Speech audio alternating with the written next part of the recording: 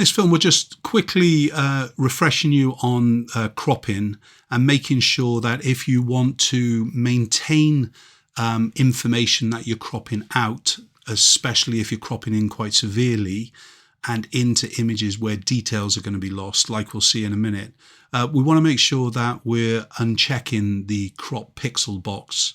So by default here, we've got lots of different layers going on, as you can see from my palette, including different backgrounds for choices and so on with it.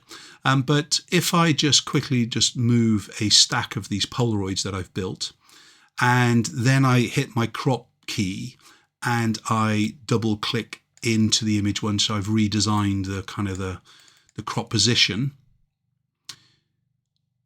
you'll see already that as it was cropping, it was showing the pixels on the outside.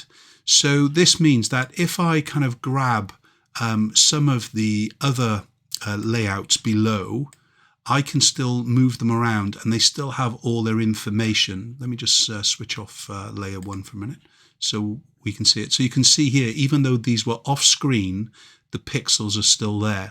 So that means if I hit the crop tool again and I start to now expand it back out again a little, it means that all those pixels are still there. And this is all controlled from this little box at the top here where it's uncheckered.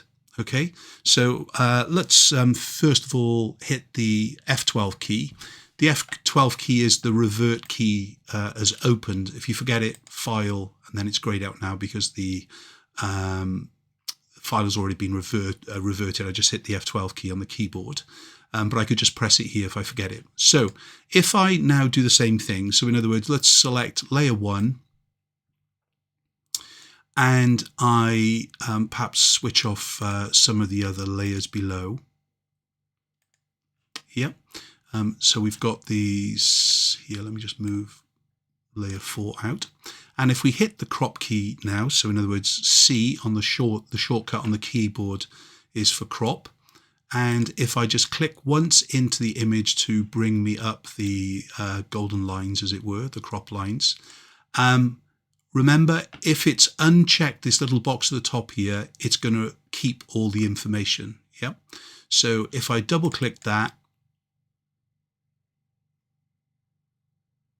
and then we hit the V for the move tool, I can move it around and I've maintained all the information onto the side. Let's just step backwards a few steps. So in the same thing though, if I hit the crop tool now, again, crop, but I click on the delete cropped pixels.